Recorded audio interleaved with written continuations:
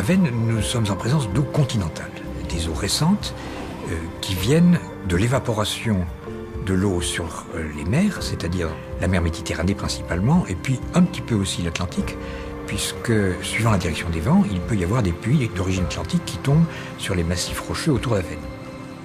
Cette eau, quand elle s'évapore sur la mer, est une eau pratiquement pure.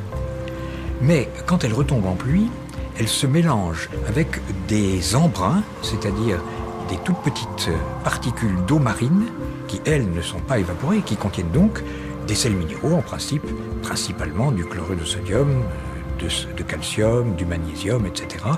Tous les éléments présents dans l'eau de mer.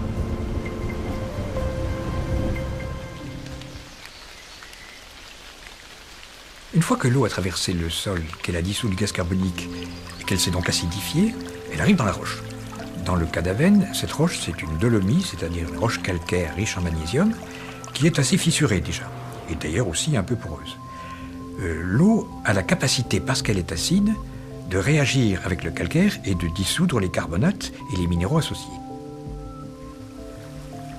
Dans cette roche, elle va trouver sa minéralité propre et également être en contact avec une microflore spécifique de cette roche. Nous allons retrouver une eau avec une double signature. La signature minérale, cela correspond à une composition constante en minéraux, et la signature biologique, qui est le fruit de cette microflore très spécifique de l'eau thermale d'Avesnes.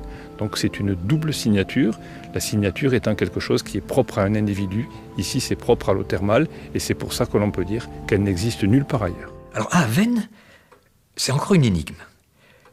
Ce que l'on imagine, c'est que les eaux qui ont eu le trajet le plus long et qui sont descendues le plus profond ont un âge qui est très certainement supérieur à 50 ans, ça nous pouvons l'affirmer. On pourrait même dire que ça va à plusieurs centaines d'années, ou peut-être même 1000 ans. Alors ces eaux, quand elles remontent dans la branche ascendante du siphon, se mélangent quand même avec des eaux qui sont descendues moins profond et qui sont donc plus récentes. Donc à l'arrivée dans la source, on a un mélange de cette eau profonde et de cette eau plus superficielle, plus froide, puisqu'on a 27 degrés au griffon de la source, alors qu'en profondeur, l'eau était à 65 environ. Ce qui est remarquable à Avesnes, c'est que le pourcentage de mélange des deux eaux ne bouge pas. Au cours du temps, on a en permanence le même pourcentage des deux eaux qui arrivent à la source et qui constituent à la source la composition chimique très particulière des eaux d'Avesnes.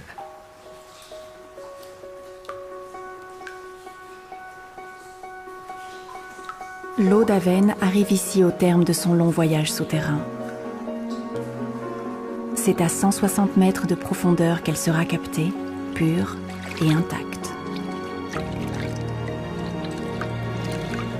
Elle offrira alors ses propriétés thérapeutiques, son action apaisante, anti-irritante et anti-inflammatoire. L'eau thermale d'Avesnes, à la composition unique et invariable, est une ressource précieuse. Elle mérite à ce titre d'être reconnue comme la richesse d'un patrimoine naturel et d'être préservée pour les prochaines générations.